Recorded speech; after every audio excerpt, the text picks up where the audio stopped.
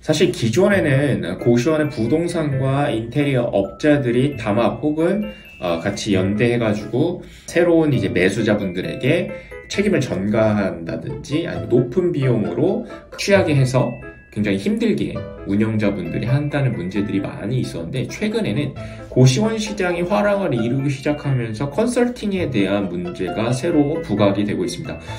고시원의 컨설팅 어떤 분이 해야 될까요?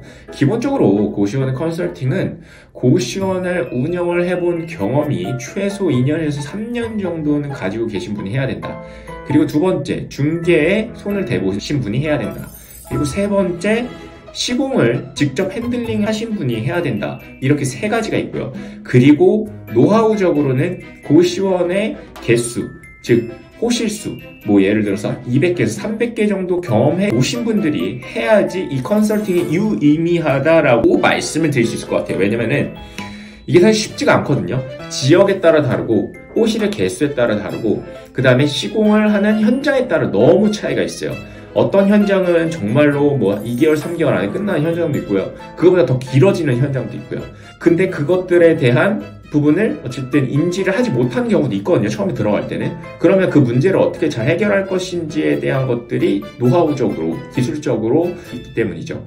그래서 고시원의 컨설팅이라고 칭하는 곳을 그냥 따라 들어가시는 게 아니라 고시원의 컨설팅을 하는 사람이 어떤 사람인지를 잘 보시고 들어가시는 게 좋을 것 같아요.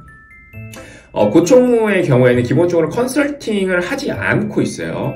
그렇지만 저희들이 도와드리는 부분은 실질적으로 매물을 구하는 과정에서의 매물 검증, 그 다음에 시장 검증, 고객 검증 이런 것들을 도와드리고요. 그 다음에 조금 더 나아가면은 시공에 대한 부분을 컨설팅을 해드리죠. 그러니까 이게 컨설팅이라는 게 교육 이렇게 빠질 수도 있는데, 그냥 실질적으로 사업을 하시는 데 있어서 운영을 어떻게 할 것인지, 시공을 어떻게 할 것인지, 그리고 이 매물이 좋은 매물인지 아닌지에 대한 분석과 적인 도움이 컨설팅의 굉장히 기본적인 돼야 되는 부분이 아닌가, 저희는 그렇게 생각을 하고 있습니다.